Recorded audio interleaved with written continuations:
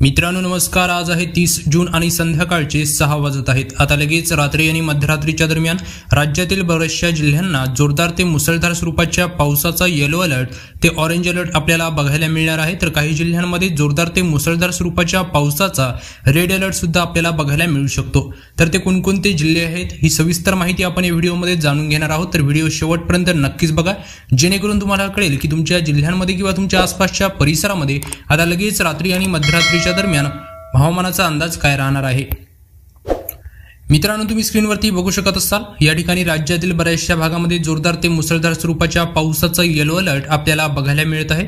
तर आपण सर्वात आधी बघूया पश्चिम महाराष्ट्राचा जो उत्तरेकडचा परिसर आहे, म्हणजेच जळगाव आहे, त्यानंतर शिरपूर आहे, सेंधवा आहे, त्यानंतर नंदुरबारचा आसपासचा परिसर, साक्री, धुळे, मालेगाव, पाचोरा या दरम्यानच्या परिसरामध्ये विखुरलेल्या स्वरूपात मध्यम स्वरूपाचा पाऊस, तर उत्तरेकडे म्हणजे शिरपूर, सेंधवा आणि जळगाव या परिसरामध्ये जोरदार ते मुसळधार स्वरूपाचा पाऊस आता लगेच रात्री आणि मध्यरात्रीच्या दरम्यान आपल्याला बघायला मिळेल। त्यानंतर मित्रांनो दक्षिणेकडे छत्रपती संभाजीनगर म्हणजेच कन्नड, सिल्लोड, जालना, पैठण, श्रीरामपूर, त्यानंतर वैजापूर आहे, या भागामध्ये हलक्या ते मध्यम पावसाच्या सरी रात्री आणि मध्यरात्रीच्या दरम्यान आपल्याला बघायला मिळतील। त्यानंतर मालेगाव, मनमाड, धुळे, साक्री, औहा, त्यानंतर नाशिक, सिल्वासा, वळसद या दरम्यानच्या भागामध्ये विखुरलेल्या स्वरूपात मध्यम स्वरूपाचा पाऊस, तर काही परिसरामध्ये रिमझिम पावसाच्या सरी आपल्याला रात्री आणि मध्यरात्रीच्या दरम्यान बघायला मिळणार आहे। तर दक्षिणेकडे म्हणजेच अहमदनगर, त्यानंतर जामखेड आहे, करमाळा, इंदापूर, त्यानंतर बारामती आणि दौंड या भागात सुद्धा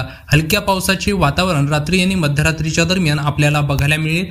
त्यानंतर मित्रांनो कोकण किनारपट्टीचा जो उत्तरेकडचा परिसर राहणार आहे, म्हणजेच डहाणू आहे, पालघर आहे, वाडा, इगतपुरी, त्यानंतर कल्याण व डोंबिवली आहे, जुन्नर, खेड, पुणे, खोपोली, मुंबई या दरम्यान देखील विखुरलेल्या स्वरूपात आपल्याला मध्यम स्वरूपाचा पाऊस, तर काही भागामध्ये विखुरलेल्या स्वरूपात रिमझिम पावसाच्या सरी आपल्याला बघायला मिळतील। तर दक्षिणेकडे गोरेगाव, चिपळूण, सातारा, त्यानंतर कराड आहे, कोडोली आहे, राजापूर, रत्नागिरी, कोल्हापूर, त्यानंतर सावंतवाडी आणि गोव्या दरम्यानचा संपूर्ण परिसर हा जेवढा पण परिसर असणार आहे, या भागामध्ये मध्यम ते जोरदार पावसाच्या सरी आता लगेच रात्री आणि मध्यरात्रीच्या दरम्यान आपल्याला बघायला मिळतील।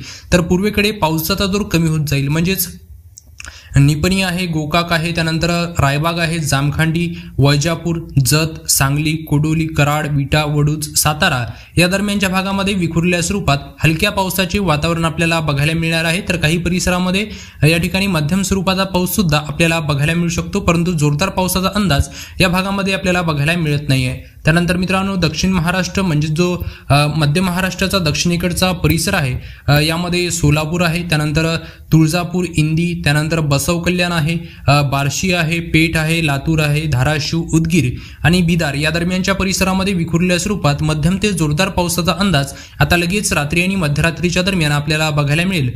त्यानंतर परळी, अहमदपूर, कैच, माजलगाव, बीड, सैलू, परभणी, नांदेड, वागला या दरम्यानच्या भागामध्ये सुद्धा जोरदार ते मुसळधार स्वरूपाच्या पावसाचा येलो अलर्ट आपल्याला ठिकठिकाणी रात्री आणि मध्यरात्रीच्या दरम्यान बघायला मिळेल। त्यानंतर देगलूर, उदगीर, बिदार, बसव कल्याण या दरम्यान देखील हलक्या ते मध्यम पावसाच्या सरी आपल्याला बघायला मिळतील।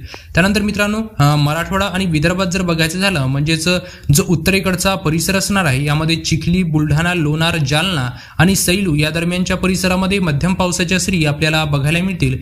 त्यानंतर मित्रांनो जो उत्तरेकडचा परिसर आहे, म्हणजेच अकोट आहे, त्यानंतर अकोला आहे, खामगाव आहे, धरणी, त्यानंतर कारंजा, वाशिम, हिंगोली, पुसद, उमरखेड, दिग्रस, दारवा, नेर, यवतमाळ, पांढरकवडा या दरम्यानचा जो परिसर असणार आहे, या भागामध्ये विखुरलेल्या स्वरूपात मध्यम ते जोरदार पावसाच्या सरी आपल्याला रात्री आणि मध्यरात्रीच्या दरम्यान बघायला मिळणार आहेत। त्यानंतर अमरावतीच्या आसपासच्या परिसरामध्ये पावसाचा जोर वाढण्याची शक्यता आहे, म्हणजेच अचलपूर, आर्वी, वरुड, अमरावती, यवतमाळचा उत्तरेकडचा परिसर, सोबतच कारंजाचा उत्तरेकडचा भाग, त्यानंतर कोंढाली आहे, या दरम्यान जोरदार ते मुसळधार स्वरूपाच्या पावसाचा येलो अलर्ट, तर वरुड, अचलपूरच्या दरम्यान पावसाचा ऑरेंज अलर्ट सुद्धा आपल्याला बघायला मिळत आहे। त्यानंतर मित्रांनो जो पूर्वेकडचा भाग आहे, म्हणजेच नागपूर, कोंढाली, वरुड, चौसार, घोटी या दरम्यान आपल्याला विखुरलेल्या स्वरूपात मध्यम ते जोरदार पावसाच्या सरी बघायला मिळतील। त्यानंतर भंडारा, वारशिवनी, गोंदिया, डोंगरगड, अंबागड चौकी, देसाईगंज, गडचिरोली आणि कापसी हा जेवढा पण पूर्व विदर्भाचा परिसर आहे या भागामध्ये हलक्या ते मध्यम पावसाच्या सरी आपल्याला रात्री आणि मध्यरात्रीच्या दरम्यान बघायला मिळतील। त्यानंतर दक्षिणेकडचा जो परिसर असणार आहे म्हणजेच कापसी, गडचिरोली, अहेरी आहे, त्यानंतर भामरागड आहे, बिजापूर आहे, बारसूर आहे, त्यानंतर कोंडगाव आहे, या भागामध्ये विखुरलेल्या स्वरूपात मध्यम ते जोरदार पावसाचा अंदाज रात्री आणि मध्यरात्रीच्या दरम्यान आपल्याला बघायला मिळणार आहे। त्यानंतर गडचिरोली, चंद्रपूर, राजुरा, ताडोबा, त्यानंतर उमरेड या दरम्यानच्या परिसरामध्ये सुद्धा हलक्या ते मध्यम पावसाच्या सरी आपल्याला बघायला मिळणार आहेत। मित्रांनो, एकंदरीतच जर बघायचं झालं तर राज्यातील बऱ्याचशा भागामध्ये आता लगेच रात्रीच्या दरम्यान जोरदार ते मुसळधार पावसाचा अंदाज राहील। त्यानंतर मध्यरात्रीनंतर बहुतांश भागामध्ये सुद्धा मध्यम ते जोरदार स्वरूपाचा पाऊस आपल्याला बघायला मिळू शकतो।